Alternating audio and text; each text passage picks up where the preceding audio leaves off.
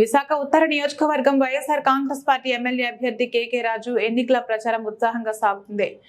స్థానికులను పలకరిస్తూ కేకే రాజు గారు ఎన్నికల ప్రచారం నిర్వహిస్తున్నారు. ఈ మేరకు జీవీఎంసీ 54వ వార్డు పరిధి ఓల్డ్ పోలీస్ స్టేషన్ మరియు 104 ఏరియాలో ప్రాంతాల్లో 54వ ward corporator standing committee member Challa Rajani మరియు ఈశ్వరరావుతో కలిసి కేకే రాజు గారు బుధవారం ఎన్నికల ప్రచారం నిర్వహించారు. కొంతసేపు స్థానిక ప్రజలతో ముచ్చటించారు. అతిగా వ్యాపారాలు సాగిస్తున్న చిరు వ్యాపారులను పలకరిస్తూ వారి సమస్యలను అడిగి తెలుసుకున్నారు. ఈ సందర్భంగా కేకే రాజు మాట్లాడుతూ ముఖ్యమంత్రి వైఎస్ జగన్మోహన్ రెడ్డి పాలనలో అన్ని వర్గాల వారికి అండగా నిలిచారన్నారు.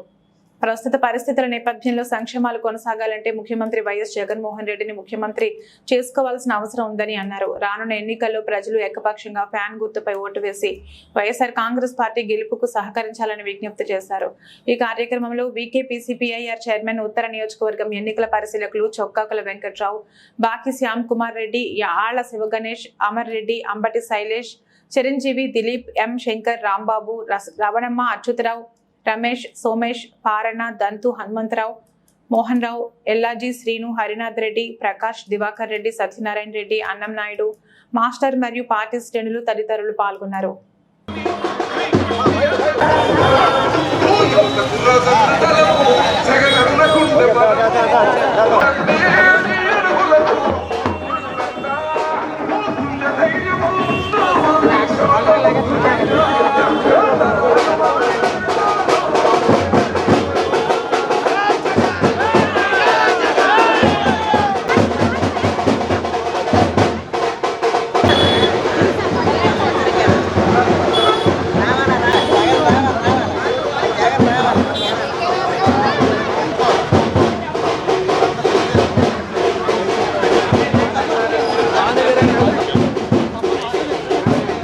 అందరికీ మీడియా మిత్రులందరికీ నమస్కారం. ఈరోజు ఎన్నికల ప్రచారంలో భాగంగా విశాఖ ఉత్తర నియోజకవర్గంలో 54వ వార్డులో 54వ వార్డు కార్పొరేటర్ శ్రీమతి చల్లా రజనీశ్వరరావు గారి ఆధ్వర్యంలో ఈరోజు గడప గడపకి వైఎస్ఆర్ కాంగ్రెస్ పార్టీ కార్యక్రమాన్ని చేపట్టడం జరిగింది.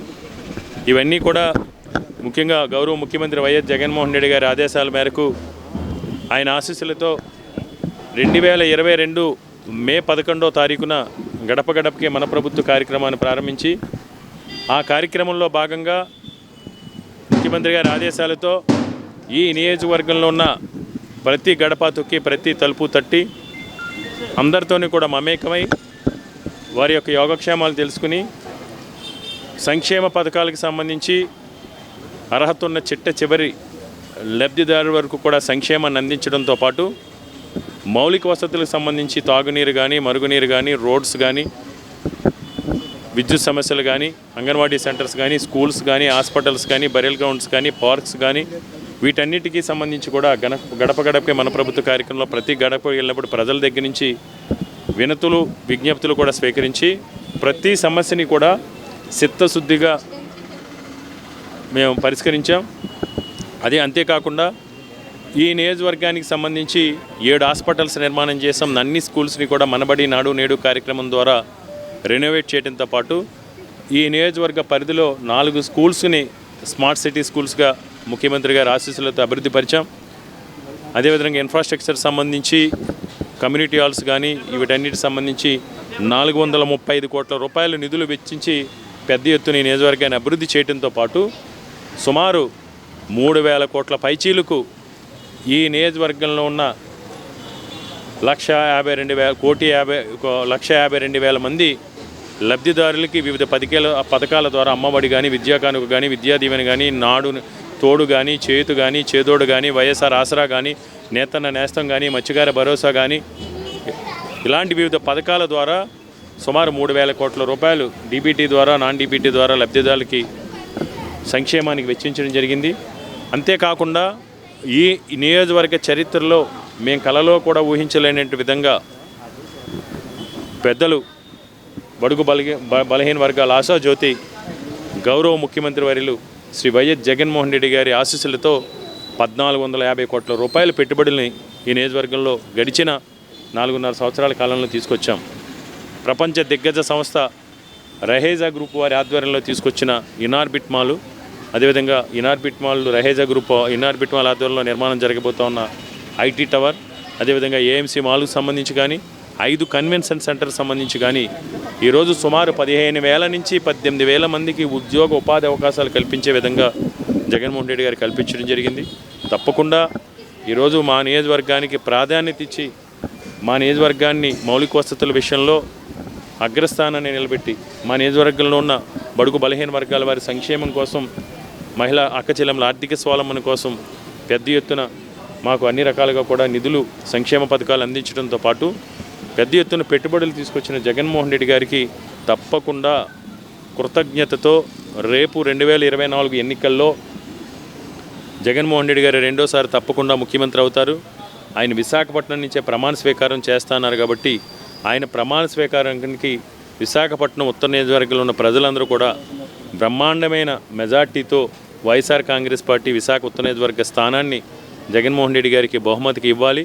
ఇచ్చి రేపు ఏదైతే ఇనార్బిట్ మాల్ ఉందో, ఏదైతే రహేజ్ ఐటీ టవర్ ఉందో, ఈ పెట్టుబడులు ఉన్నాయో వాటి ప్రారంభోత్సవానికి జగన్మోహన్ రెడ్డి గారిని సగౌరవంగా ఆహ్వానిద్దామని ఒక కృతజ్ఞతతో ఈరోజు నియోజకవర్గ ప్రజలందరూ కూడా ఎదురు చూస్తున్నారు.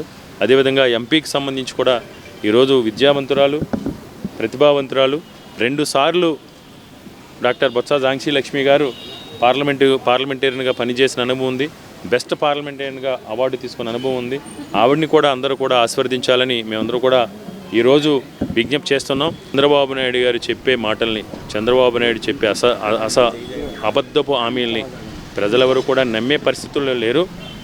ఎందుకంటే 10 రోజుల క్రితం 10 రోజుల క్రితం కూడా వాలంటీర్ వ్యవస్థని తొలగించడానికి ప్రయత్నించిన చంద్రబాబు నాయుడు వాలంటరీ వ్యవస్థని వీళ్ళందరూ కూడా వాలంటీర్లు దుర్మార్గులు, వాలంటీర్లు దొంగతనాలు చేస్తున్నారు, వాలంటీర్లు దోచుకుంటున్నారు అని వాళ్ళ మీద దుమ్మెత్తి పోసి వారి మీద బురద చల్లని చంద్రబాబు నాయుడిని ఎవరూ కూడా విశ్వసించే పరిస్థితులు లేరు. ఏది ఏమైనా గ్రామ స్వరాజ్యానికి నాంది పలుకుతూ వాలంటరీ వ్యవస్థని, సచివాలయ వ్యవస్థను తీసుకొచ్చింది జగన్మోహన్ రెడ్డి గారు. వాలంటీర్లకి, సచివాలయ వ్యవస్థకి జగన్మోహన్ రెడ్డి గారి పట్ల సంపూర్ణ విశ్వాసం ఉంది. ఎన్ని రకాల నక్కజిత్తులు చంద్రబాబు నాయుడు చేసినా, ఏ విధంగా కాళ్ళు పట్టుకునే ప్రయత్నం చేసినా చంద్రబాబు నాయుడిని ఈ రాష్ట్రంలో ప్రజలెవరూ కూడా విశ్వసించరు. ముఖ్యంగా ఉత్తరాంధ్ర ప్రాంతంలో తెలుగుదేశం పార్టీ అనేది తుడుచుకు పెట్టుకుపోతూ అవుతుంది.